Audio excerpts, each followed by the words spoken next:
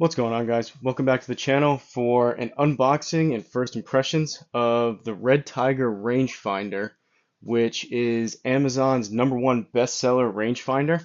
I actually got a pretty good deal on it. Shout out to Run Pud Run, not only for the recommendation, but also the heads up. There was a Prime Day deal, and I paid a grand total after tax of $84.16. Usually that's US dollars. Usually the rangefinder goes regular price for 160, so about half price. And like I mentioned, shout out to Run Pud Run. I believe he initially got turned onto it from Golf's Sidekick.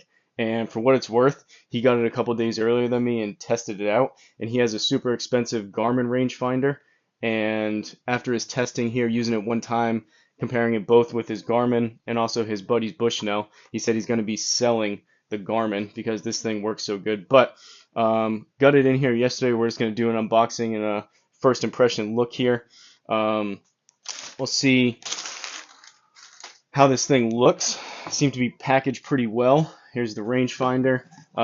There's a very popular rangefinder on Amazon. I mean, there's 4,000 reviews. I don't know if some of it, Golf Sidekick's a popular channel. I don't know if some of it is because he kind of promotes it or whatnot. But for the price, I've had two different cheaper rangefinders before. First one was like $50, even less, maybe $30 on Amazon, and it was supposed to have the flag locking capability, which it did not, so I ended up getting my money back for it. Second one I bought was around $50, which again actually had the flag locking and the vibration technology, but only works like half the time. So kind of frustrating. My hope for this one is for 85 bucks, still not the price of a super expensive Bushnell or Callaway, seem to be the premium ones, even Garmin. But my hope is for 85 bucks to be able to not stand there getting 10 different distances trying to lock onto a pin. But let's go ahead and open this thing up. Like I said, packaged pretty well. The bottom, it's wrapped in plastic. It says measure distance, flagpole lock target, slope compensation.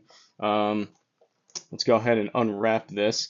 I'm in my super official unboxing studio here with my snack tray. There's the wrap. Go ahead and see if we can open this thing up. So when you get it out, I've seen a couple other videos about this and kind of what it entails, but really nice so far. You open it up, you get a really nice case. Rangefinder, I'm assuming, is in here. It has a snap, so you can leave it unzipped and leave the snap on it if you just want to put it on your bag. It has a loop on the back. You can either put that on your belt or strap it onto your bag. I may do that. Seems like a pretty nice zipper. As far as the other contents in the box, we have a card here with email and the website for Redtiger saying you can scan it, get some feedback for the rangefinder. There's a lens cleaner here. I probably won't use that a ton.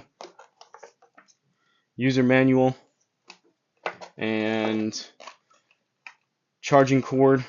We'll open this up. It is an unboxing video. I will see if I can do some testing. I'm not planning on playing on course for a couple more days, so we'll see if I can do some testing, and I may even towards the end of this see if I can get the rangefinder through the camera to see if we can even just like shoot these doors behind to see what it actually looks like. But in this box, that's just cardboard into there. You've got a carabiner, clip it onto your bag, wrist strap if you're so inclined, charging cable. We'll put this stuff back in the box. And the only other thing in the box is going to be, which I've seen people, this is actually a belt clip. So it says it's a belt clip. It gives you the size, the weight, the color. It's manganese, steel, and silicone. If you want to do quick draw McGraw, clip it onto your belt and have it strapped on there. This is magnetic. It seems like there is a pretty good magnet. So maybe, again, personally, I won't keep it on my belt. I don't want to have it fall off and restrict my swing. But maybe you clip this onto your bag or the cart or something and have the magnet right on there. We'll leave that out. Put this stuff over here. Now, for the main thing here, rangefinder again, really nice hard case. Seems like a pretty quality case. Some of them, the other rangefinder I had was just a soft case. This one's nice and hard and firm. Won't crush it if you put it in your bag. Good zipper. And we have another card in here. It says we will provide 2-year free limited replacement and lifetime technical support. You can scan it to get your extended warranty service. We'll see if I do that or not. And just a silicone pack in the case. But again, you may say, what's the big deal about the case? It is nice when you feel like you got a quality product. This one, if you leave it, like I said, you can leave it unzipped and just have the little bungee cord over the top. It'll keep it in there. Nice and easy access. It is nice seeing a quality case come with a product. You know that they actually put some time and effort into it. But we'll go ahead and take this out. So here is the rangefinder. Pretty nice. There's the magnet. Seems like a really, really strong magnet that would be able to clip. I walk most of the time, but clip right on the side of the golf cart. It works good with the belt clip here. USB charging cable. There's the lens. You can move the lens to focus it. 2 buttons on top.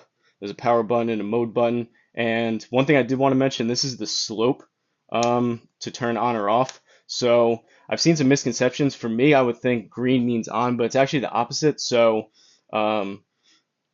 green means that the slope is off. So this is designed more so the color is for tournament play. So if you're playing an actual sanctioned tournament with rules official and all that kind of stuff, none of us mere mortals will do that. But green means the slope is off. So if you're walking around, any other rules officials or competitors, they see the green, that means you're good to go. And red means that the slope is actually going to be on. To me, I probably would have done it the opposite way. So green to me means on most of the time and red means off, but it is the opposite here. And let me just see if there's any power in this. So let me see if I can get behind the camera actually and show you what it actually looks like. Buttons feel pretty good. If I get this right here, kind of tough to see. Oh, we got a brief look there. All right, folks, we're out here in the backyard. You can see my old outdoor simulator set up here with all weeds growing, but I wasn't very happy with how I was trying to show you guys what the lens actually looked like on the rangefinder inside. So I think I just tested it a couple times. We're going to shoot these white chairs that are right there and try to get the rangefinder positioned on the camera so you guys can see what it actually looks like. So I have the slope turned on. If I can get this positioned again, it's a little bit touchy, so bear with me here, but if I get it right up against the camera, hopefully we have a clear enough view.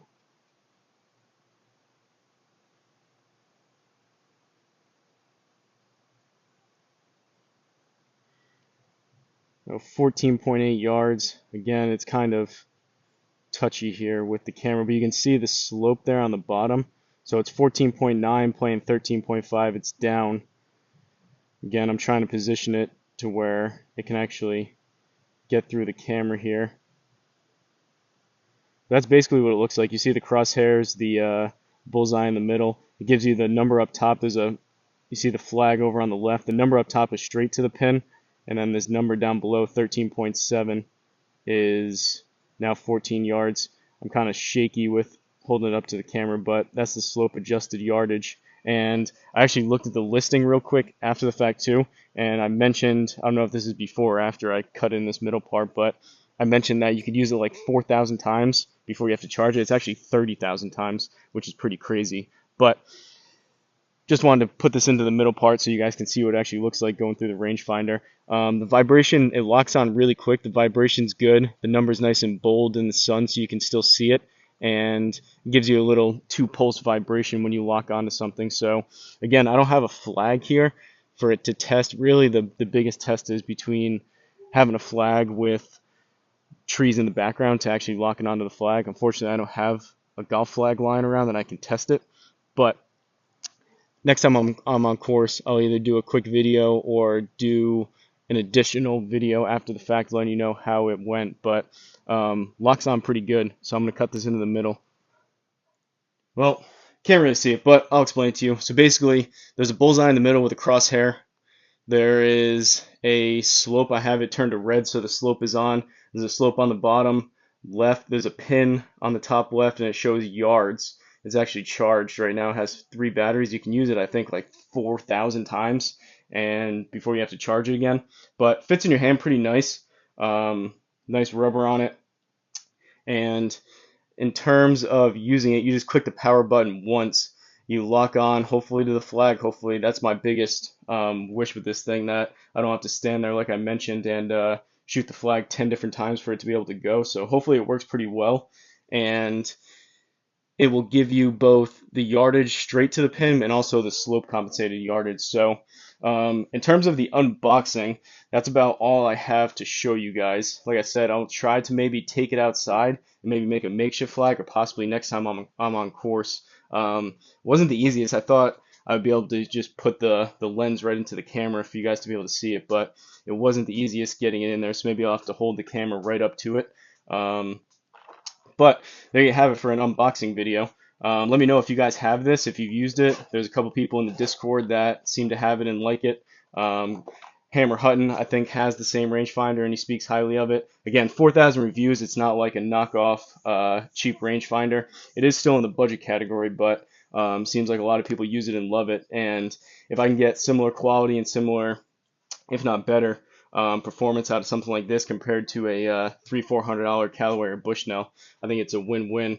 It is they say it's water resistant. It's an IP54, which means you can't really use it in the rain. You can get it briefly wet, like if it's drizzling out, but it tells you can't submerge it in water, and you definitely can't use it when it's pouring rain. So personally, I don't golf a lot when it's raining out, but keep that in mind. You are going to want to keep it dry, and if it happens to rain any more significantly than drizzling, I would not recommend using this thing. But I think that's about it. I'm going to go ahead and wrap this up, and we'll see if I do a part 2 of after I use it, and maybe even showing you guys on course locking onto the flag how easy it is. And again, from Run's experience, he said it locks on even quicker than his Garmin, and it seems to work really well. So there you have it. Quick little unboxing video. Again, let me know if you guys have used this, if maybe you used it and returned it, maybe you use it and you love it, anywhere in between, just let me know. But shout out to the members. Don't forget to like, comment, and subscribe, and I'll see you guys in the next one.